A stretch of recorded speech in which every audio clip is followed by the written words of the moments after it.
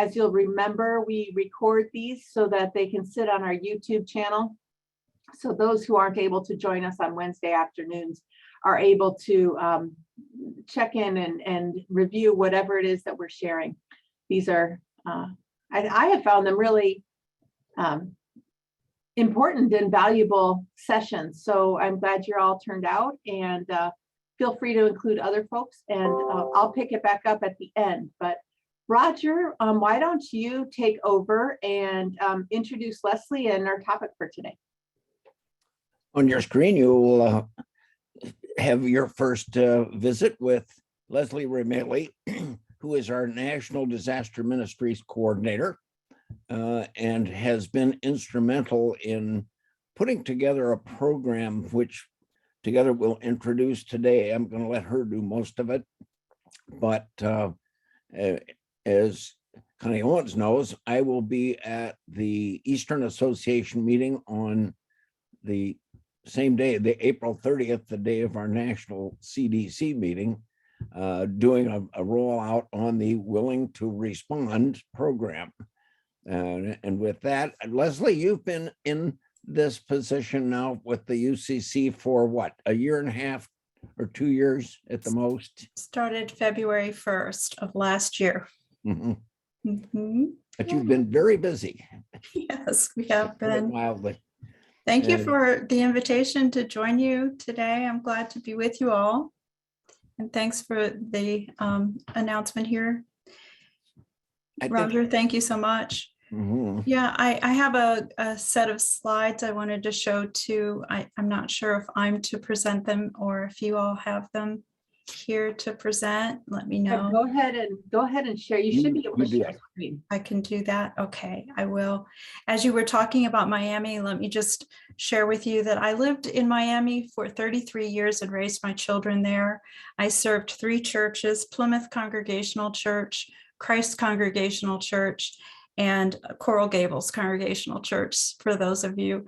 And I was the director of religious education in all 3 and served youth ministry. So I've come back to the United Church of Christ, being away for 23 years as an emergency manager and I worked for Church World Service and the Red Cross when I wasn't with FEMA, and I retired from FEMA after 10 years and came back to the UCC to be your disaster minister for disaster response and recovery in February. So really excited to be here. I even did an internship at one time at Crystal Lake yeah, exactly. So I'm just super happy to be in this position and to be helping the church once again. So let's see if we can find my presentation here. I believe it's this one. Yeah. Okay.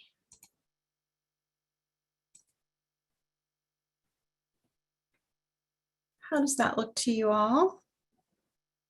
That's good. Okay, good. Well, as you may know, disaster ministries is, responding to the call of faith. It's established with disaster conference coordinators, Roger being yours, and each of the conferences have disaster teams. Not all of the conferences have disaster teams, but yours certainly does, a very robust one at that. And when I first came on board, I realized that the preparedness side of the house hadn't got as much attention, maybe the disaster preparedness side, as the recovery side had over the years. There's been a strong emphasis on recovery, which is so important. But on the preparedness side, the conference disaster coordinators indicated that there was a need to focus on that. At the same time, I became aware of a program out of Houston, Texas, called Houston Responds. And I was in touch with them because they had a simple 3-step program for the congregations in Houston to indicate their interest and willingness to respond in times of disaster.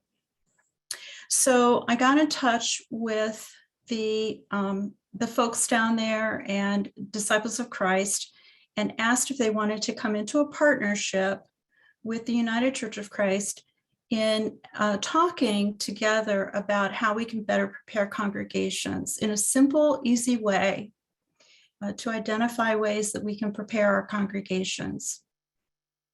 And we came up with this, quick, easy way called Willing to Respond. So you can find it online, willingtorespond.org. And if you want to go there now, you can do that online as we're talking. But we'd like to challenge you all, each of your congregations today, to join. So we would like each of the congregations in Illinois to join Willing to Respond.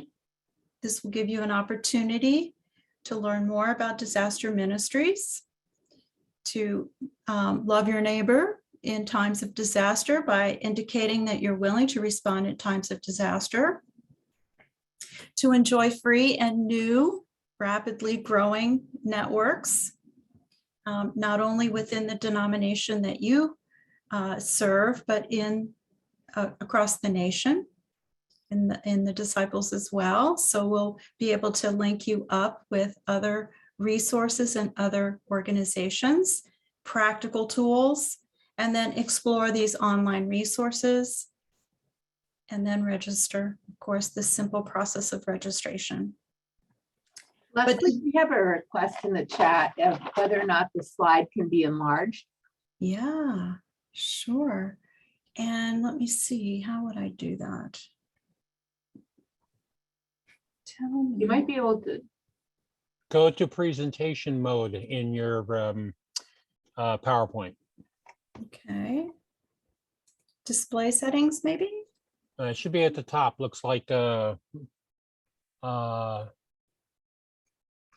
yeah, swap presenter view. Good, better? Yeah. Excellent.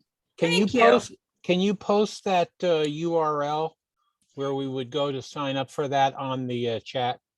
I could. And maybe Roger would be willing to do that while I'm presenting. That would be good. Okay. So the UCC Disaster Ministries, so why do we need this Willing to Respond network capability? Why do we need this? Because there are so many disasters in the US. You were just discussing just how much is happening across the US because of climate change, because of the technologically caused disasters happening, because of, we know that the pandemic has caused enormous impacts on the mental health and other impacts that we know that will be happening in the future. And so we look across the nation now, and these are where the conference disaster coordinators are currently serving disasters. And so again, we need to get a little better prepared within the UCC to actually respond to these disasters. We're aware of other disasters across the US that we're not responding to. And yet there is a need, and there's a call for response that we're not able to serve. Even in the states that you see in blue, there are still places we're unable to serve. With volunteerism down, significantly down because of COVID, we would like to understand better which churches are able to respond right now and which churches maybe are able to respond in a different way, in a different kind of way, maybe not by boots on the ground, as we say, but in other ways, maybe through virtual response. So this may help us a little bit more. Questions on how we respond or where we're responding. Okay. So this is the Willing to Respond website. And as I say, it's a pretty simple process, and it's a collaboration. The launch took place in January, and we have 16 churches so far that have indicated they're willing to respond in times of disaster, but we know that there are many, many more out of the 4,000 churches approximately in the UCC. We think that percentage is at least 400 or more, but we're just not sure where they're all located, and we'd like to be able to map them and connect them to one another. So as you can see, we're focused on faithfulness, on essential, and on transformational work. And we know that once a church indicates they're willing to respond, and they do respond in communities across the country, that transformation really does occur often, quickly, and they're willing to come back and help again and again. Yeah. So the first step is the registration process. And I'll show you a slide that gives you the simple process there. You register your congregation to connect with those local disasters. And then the second step is to assign a leader. So each church would have a point of contact, someone that we would be able to reach out to. We'll send a note to of thanks, and we'll place that person on our distribution list for e-news so that you'll receive updates from us. And when I say us, that is Disaster Ministries and Global Hope in general. And then the last step is to access the resources, the helpful resources that are being collected by the Disciples of Christ, by Houston Responds, and by other denominational partners that are sharing. We anticipate by the time that this full launch takes place, we're already in conversation with all of our church world service partners that it potentially will have St. Vincent de Paul, which has about 100,000 locations across the nation, that they'll be joining us, that Presbyterian Disaster Assistance is interested, Lutheran Social Services or Disaster Assistance is interested. We've heard from American Baptists. They're looking at this as well. We've heard from the International Orthodox Christian Church. So, we're very excited about the interest of our partners to also join this network. And as you can imagine, once we know where churches are willing to respond, or houses of worship, I might say, are willing to respond, then we can begin to map this across the nation. You can be in touch with each other locally and work with each other locally in times of disaster. Does that make sense? I hope. Yeah, good. Would this also include temples and mosques? Yes, that's exactly right. And why I'm trying to switch my language even over to houses of worship. And we've begun to work more often on this website with the language of congregations and rather than churches. And we're looking at even maybe changing that logo so that it doesn't look quite as much like, more of a house of worship. Yeah. So, we're working towards that more inclusive approach. Yeah. We'll be rolling this out too and sharing it a little more at National Voluntary Organizations Active in Disaster. Roger, do you want to say anything about this at this point? One of the things that I have kept in the front of my thinking as I talk about this with folks is that the first person I do not want to take on being the point of contact is the pastor. It is important, I think, for the function of this, that it be somebody in the pews that has an interest and can touch others in the congregation to form a local team. And maybe they should be in touch with some of the other congregations in town, good communicators that way. So that's been my emphasis when I ask churches to take a look at this and step into it. Good. That certainly makes sense to me too. Well, good. So this is the registration kind of portal, if you will. Gives you an idea of how simple this is.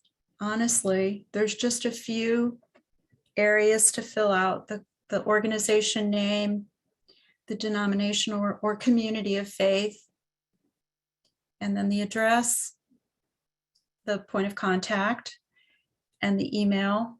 There are just a few other items below, including a phone number. And that's it.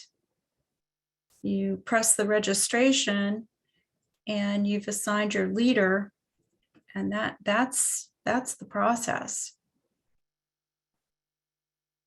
So that we are notified, and it's really me. I am notified at that point, and Craig Hoffman, who works with our disaster ministries and with Global Hope, and we get notified of the information that comes in with those details.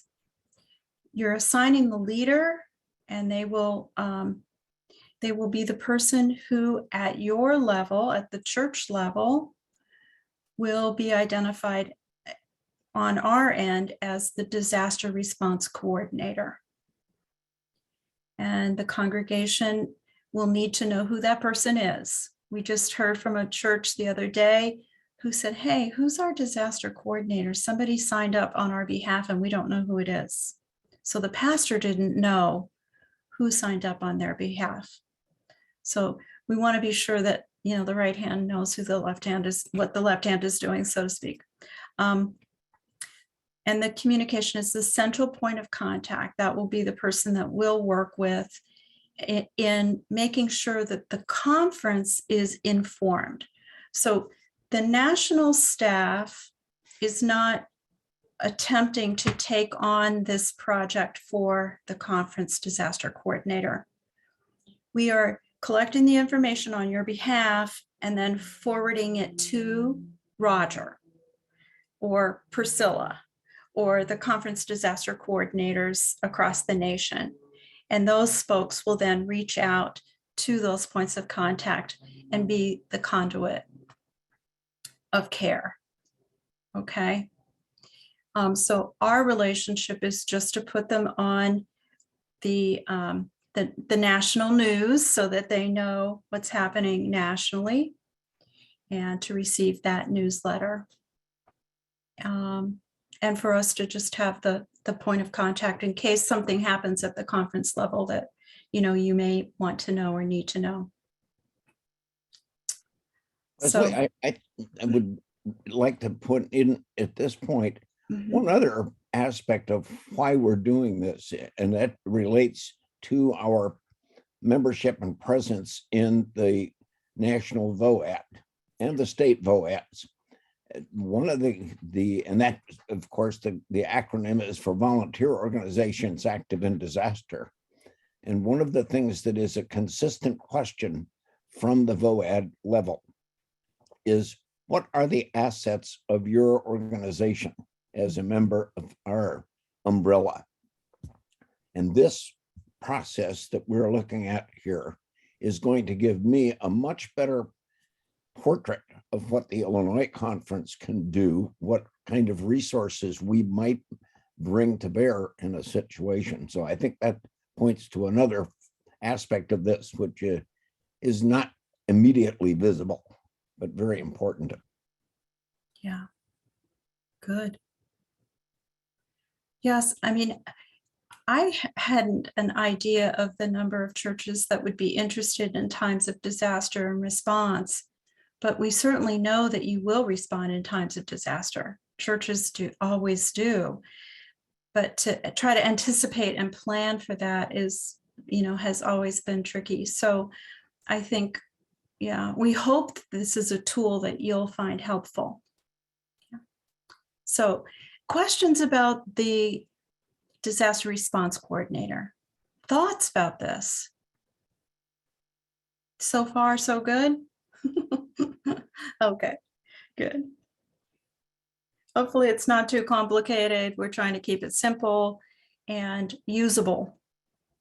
So the third is this amazing series of tools that have been collected around the country for houses of worship, mostly. And it of course will include our own preparedness guides and resources that the United Church of Christ has put together, but also the Disciples of Christ. But, newly added resources here: Coalition Leadership Guide, 101 Ways to Serve, Finding Red Cross Shelters, Compassionate Guide, Care Guide, Responding to a Flood Preparedness. All of these are here, and much, much more. I mean, there's really hundreds of resources that are just at your fingertip now, being a member of this network. They're also there, 365 days a year, and we can add more to it. There'll be training here that will be online and ready for the church's use as well, along with the training that, of course, Roger does for the team.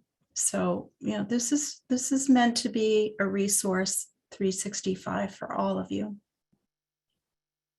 I think this is an exciting time for preparedness in the United Church of Christ. This is the information that comes to us.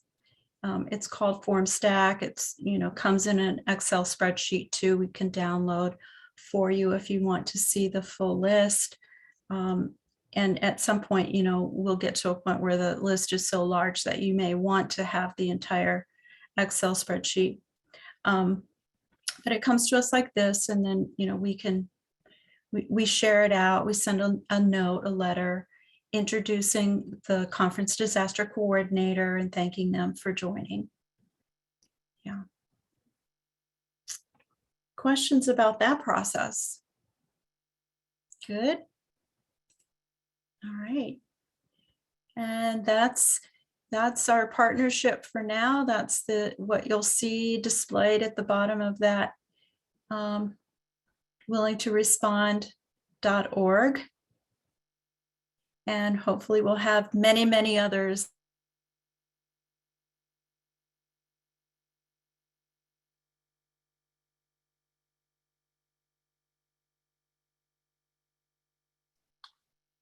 Leslie, just freeze up. Too. These are the churches that are currently signed. And this is your leader, which you know well. I did a little asset review just to understand better what was happening in all of the conferences, and found that, not only do you have your wonderful disaster team and the associates there, but you have an email address now for your disaster coordinator. You've got a web page. Thank you for that. And you're listed as a ministry. Many, many conferences do not list the disaster ministries on your web page. Thank you for that. We appreciate that so much. You've hosted that kit challenge, which was a wonderful event, and we appreciate so much the depot support, the Home Depot support. You've done asset mapping, and Roger serves on the Profile and WISE working groups, both of those. And you do have a plan, a conference disaster plan, which is in the midst of being updated. So lots happening on the disaster ministry side, and we're just so appreciative of being a partner with you. So with that, I'll stop and let Roger say anything else. I did add Priscilla here on the Southern Conference, just because I thought, we're so close by. This is, of course, Priscilla Self, and she is a partner with us as well. Yeah. So Thank you. Would you be willing to stop sharing a little bit so we can see each other? absolutely. Okay. Let me stop. Let me be sure you know how to stop sharing. Oh, geez. Should be at the top of the screen. Yeah. Okay, oh,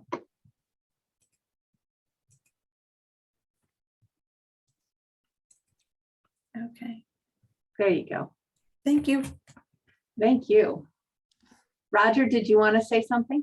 The only thing I was going to add was that I hope my email is busy with requests to come talk to you if you want, as the Eastern Association is. I'd be glad to do that for a group of churches, a cluster, an association, whatever works well for folks to get together and take a listen and a closer look at this. I'd be glad to do it.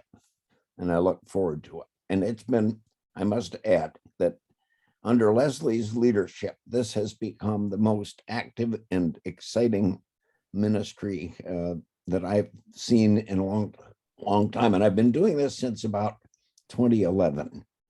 So this is a real move forward for us. Thanks a lot, everybody. I'm wondering what questions you all have for Leslie, for Roger, about disaster ministries, how you can be involved. I've got one for them, just out of curiosity. How many of you took on making 10 bucket kits? I see. Oh, good. Look at, well, I knew. Good. Great. I want to just flood that warehouse in Elgin. We've started. So I told them there's about 200 more. We've got, the last count I had was 220. So we're doing well. That's awesome. Yes, it is. When Thanks. our goal is 500, right? Yeah, indeed. So when we get close, be sure to be in touch with Sarah so that she can get the word out, and Yep. we can do we're almost there. Who's going to step up and Make a thermometer or something. do a thermometer or something? Yeah. Ken, did I see your hand?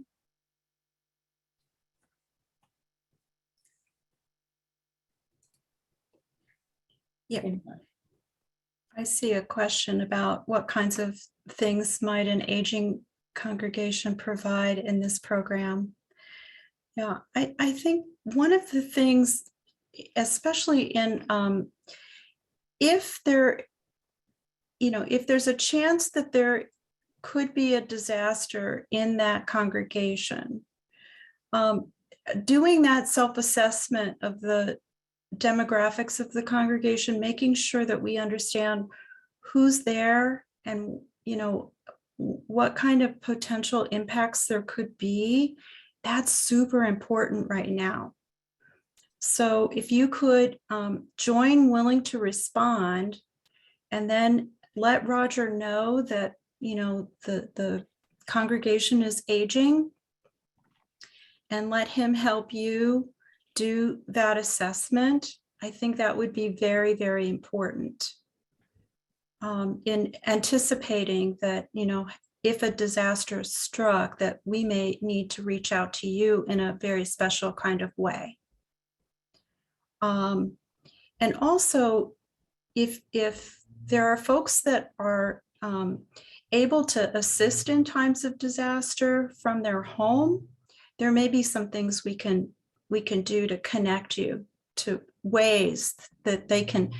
For example, there's this group called Crisis Cleanup. Have you heard of that? Crisis Cleanup? Well, an individual can call in and say, hey, there's a tree on my house and I need volunteers to come take it off. And they'll call into the 800 number.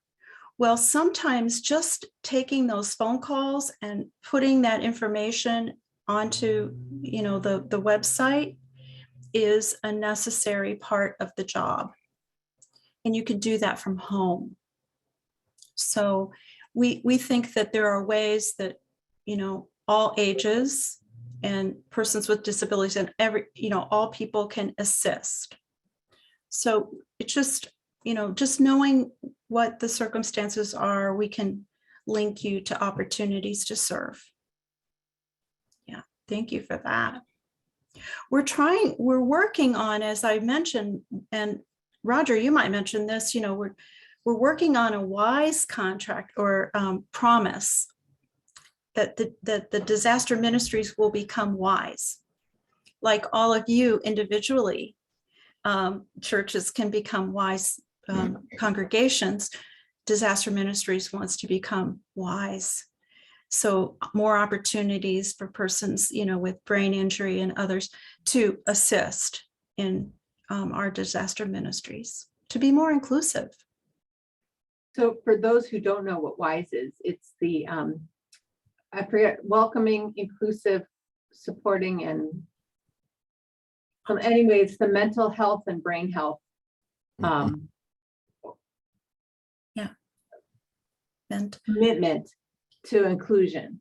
And there's a whole process for a congregation, like the ONA process for a church to become a WISE congregation. So that's fantastic. I'm glad to hear that, Leslie. thank you, Molly. Deborah had a question. So in the last newsletter from the conference, there was an invitation from the Indiana, Kentucky disaster coordinator to have teams come down. There were 2 dates in May listed, which is a little bit quick for us to try to whip up something. But I'm wondering if there are dates later on, maybe in the summer, when there might be some folks from our conference. There are at least a couple of us here in our congregation who would be interested in either just going down by ourselves or obviously being a part of a larger group. So just wondering if there are others who might be interested a little later on. We just couldn't get it together fast enough to do something in May. Well, I could comment on that for you, Deborah.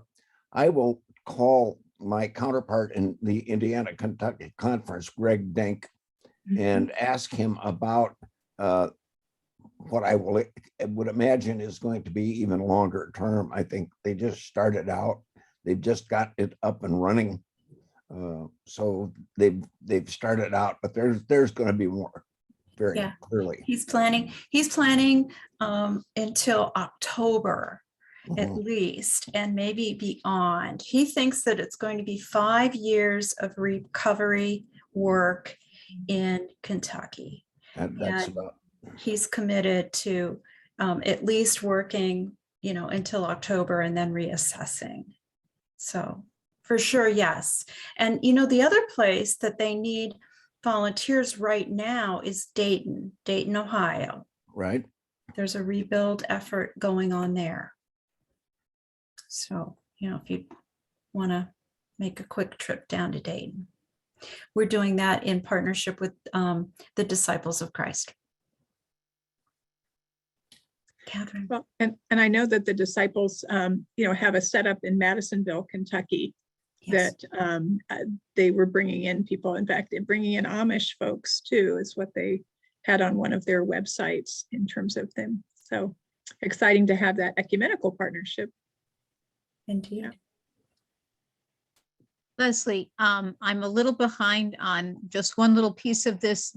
Can you tell us a little bit more? I've got an assumption about what it means, but I'd like to know for sure what it means.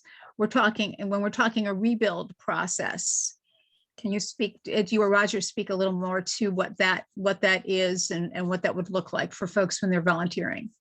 Sure. Do you want to start it out, Roger? Sure. Depending on the type of event, in the case of flooding, for example, very often the major task is to completely drywall the interior of houses, because the water gets in maybe 3 feet deep, but it by capillary action goes clear to the ceiling. All the drywall comes out. And so that's one thing that can be done. Sometimes it's electrical. After a tornado, it's probably even complete rebuild from the ground, from a bare concrete slab or a foundation, a basement on up. Depends very much. And often that's at the discretion and direction of the long-term recovery group. They determine all of that kind of thing. So those are the people we talk to in order to find out if skills are needed, what kind of skills? And typically, there's a lot of on-the-job learning that happens on work like that, where you learn what you're doing when you do it. So similar to gathering what we would traditionally think of as a mission, like a work project mission summer project we do with our youth or our adults kind of thing, either on our own or through somebody like ASP or something like that. Okay, all right, that helps a lot. Leslie, I'm sorry, go ahead. No, yeah, I was just going to say in the disaster world, you know, the long-term recovery groups form after the disaster, usually locally, based on the local community-based organizations. And those groups come together, faith-based, community-based, and identify those families that could not do this on their own. They could not recover. They might get FEMA money, they might not get FEMA money. They might have insurance, they might not have insurance, but they go through case management, disaster-specific case management, okay? And there's a list of those folks who will most need this help. The United Church of Christ helps to give seed money to those long-term recovery groups in the amount of about $5,000 if they asked for it, with the recommendation usually of your conference disaster coordinator, or your own church can offer, hey, we think we should be funding this long-term recovery group locally. That's why we really want you to join Willing to Respond, because you're going to learn more and more as you get local understanding of what's happening on your local level. And then as that group identifies those resources locally, and they identify that case management, then they can begin identifying what that need is for repair and rebuilding. And it's not always, repair and rebuilding, is it? It's also heads and hearts. So emotional and spiritual care is just as important. So we bring emotional and spiritual care to the table as well. And we've reestablished, the United Church of Christ has reestablished our emotional and spiritual care team. This year, for the first time, we can say we have our disaster emotional and spiritual care team ready to go again. Yay. Okay, yay team. So we have emotional and spiritual care, we have recovery and rebuild funding, and we have you willing to respond with volunteers. That's what we have, kind of willing and ready to go. And it's all through this long-term recovery process that the United Church of Christ can help fund. We want to be in all communities, representing all people. We want to make sure that we're representing people who couldn't access these resources on their own, the folks that have the least ability to manage and navigate these resources. And those are the communities we're most looking for to serve. So, if you all can help us find those communities most at risk, that's where we need your help, honestly. Yes, Catherine. Because of the size and general age group of my congregation, I suspect we would not be one that would sign up specifically to be involved. But is there a way? I have a couple of people who in the past have had a real passion for like mission trips and things like that. This might be right up their alley, but they haven't wanted, they've been wanting to stay more associated to the, UCC about some of these things. I mentioned ASP, obviously, which is, an organization that does this kind of thing out there, but it's a little bit different than being in the UCC would be. Is there a way, if I have some folks who might want to volunteer for this kind of thing and Roger's already kind of going, Yeah, for them to be able to connect, even if the congregation isn't going to connect. And then if there is a trip from someplace nearby, I mentioned Crystal Lake, we're right down the road, that they could possibly connect up with and say, okay, yeah, we can make it in, July to go do this kind of thing. Thank you. Catherine, yeah, Catherine, your question's really, really important. In leading 11 groups to New Orleans over the course of 5.5 years, there was never a single group that was made up from one church or congregation. It were all blended groups, some even non-UCC folks, some unchurched folks went with us a couple of times. So that's how we do it. We make it known that there's going to be a trip, and whoever shows up for those is how we do it.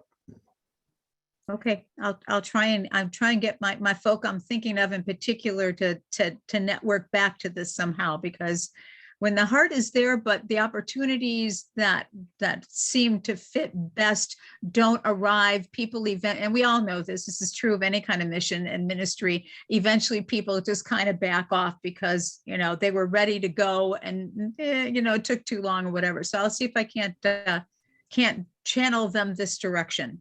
Thank you.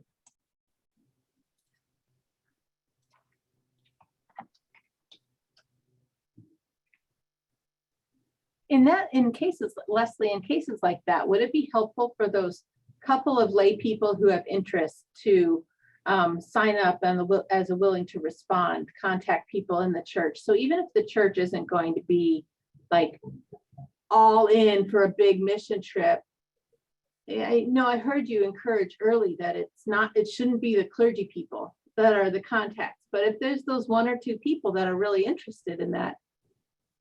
Yeah, I really believe that just where 1 or 2 gather, I think that's, we read that, don't we? I really believe that we start with the interest of 1 or 2 who may be the willing folks in the congregation who could be your point of contact, who would be those folks that would be willing to respond. And if they would be willing to represent your congregation, begin there. Yeah. And I think so long as I could assure them that and we just went through a whole thing for Lent about being enough, but that they would be enough, because they indeed, the 2 of them may be the only 2 who would get involved. And if they felt like they were the ones, making this commitment and we're going to be responsible for trying to drag the congregation, more of the congregation with, they would certainly balk. But hearing this conversation, I think I can assure them that it can be more on an individual basis, and we're the conduit rather than making them responsible for trying to organize a group from the church. They can be the group, and it's just a way to get them in the information flow is what I think I'm hearing from you guys. Yes, that's exactly right. Okay, great. And then members of the church can support them. Yes. Absolutely. If nothing else, we pass the hat, or although we're not passing hats yet, we have a basket at the back still where people, but anyway, but put a second basket out that says, mission trip. And let's be reminded again that the church is doing much already. Most churches give to the KIT program. Most churches give to 1 Great Hour of Sharing, which is a part of disaster ministries. Most churches give financially to appeals. Okay, so you're already doing disaster ministries. So you're already willing to respond. Okay. I think an important piece of that is this is how the members of your church, Catherine, these people could be in the loop and in the know without it having to channel through you. They would be getting the emails directly and be like, oh, we can reach out to Roger because he's the contact in the Illinois conference and say, we've got 2 people. Are there other people that Roger can help us connect with? And then it's getting them in just the automatic information loop. Gosh darn, Molly, you'd think you'd done this before, maybe once or twice or 3 dozen I times. maybe have.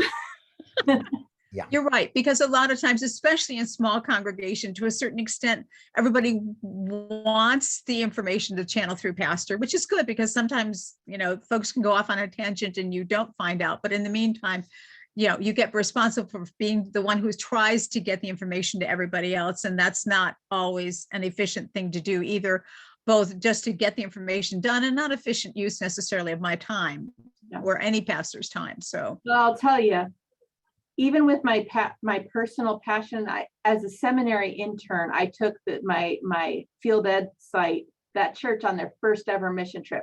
And we were in California and they decided they wanted to go to North Carolina.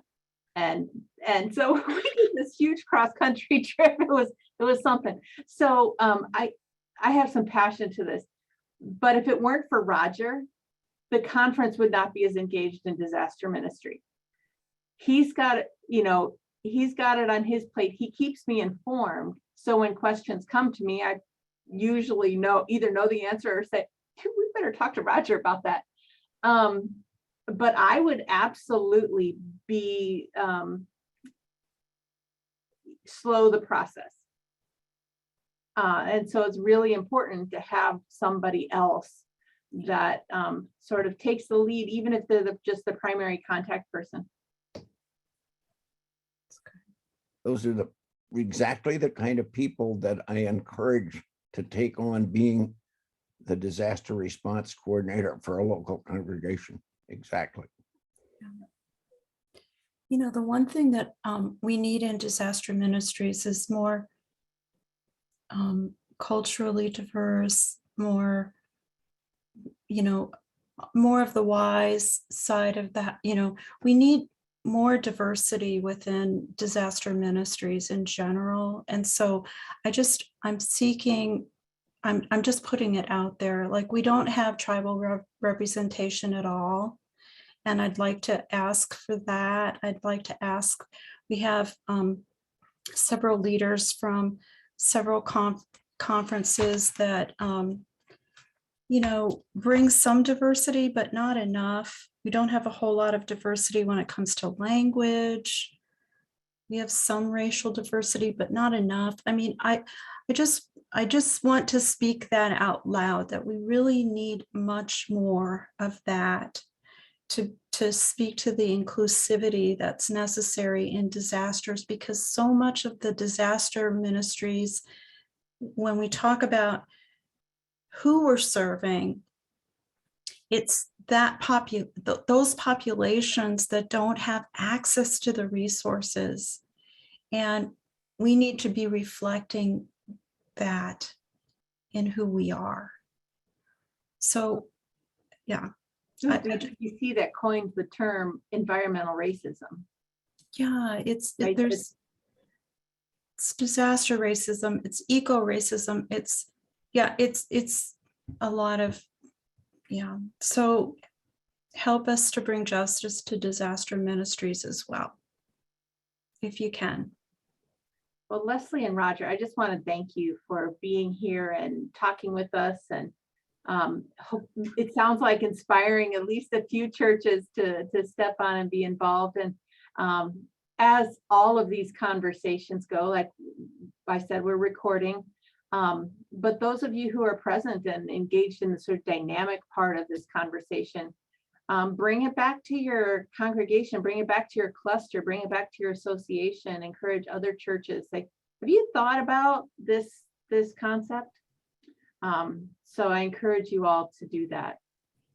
Next Wednesday is the last Wednesday of the month, which means that it will be an update on conference stuff. So everybody's favorite Wednesday to come out. I will be on vacation. Thank you very much for allowing that to happen. And David Holston will be hosting the Wednesday conversation about what's going on in the conference and give you all an update on what's going on with council and with finances and with just all those good things. We're just really trying to work towards building trust with transparency. And David's really pretty good about telling it like it is. So be sure to come next week. And I really pray that you all had a wonderful Holy Week and a blessed Easter. and that you're starting to recover. I know attendance, I'm not at all surprised that we have fewer today than usual. I know what it is to be the week after Holy Week as a local church pastor and local church lay leaders as well. So I thank you all for being here, and wish you many blessings on this coming week, and a special thank you to Leslie and Roger. Really appreciate your ministry and your sharing with us today. So thank you. So Paul, send me an email if you would. That's going to be the easiest way for me to. So blessings to you all. We will see you soon. I have to have your email in order to send it. I'll put it in there. Okay, thank you. Paul, how's the cheese factory? It's just doing fine out there by the roller coasters. Yeah, good place. Love it. If anybody knows Highway 20 out by Alena, there's a couple of roller coasters out there. Great country. So there it is, Paul. Blessings, everyone. Take care. Okay, thank you, Molly. Carlson at ilucc.org. All Got right. it. Bye, guys. Bye-bye.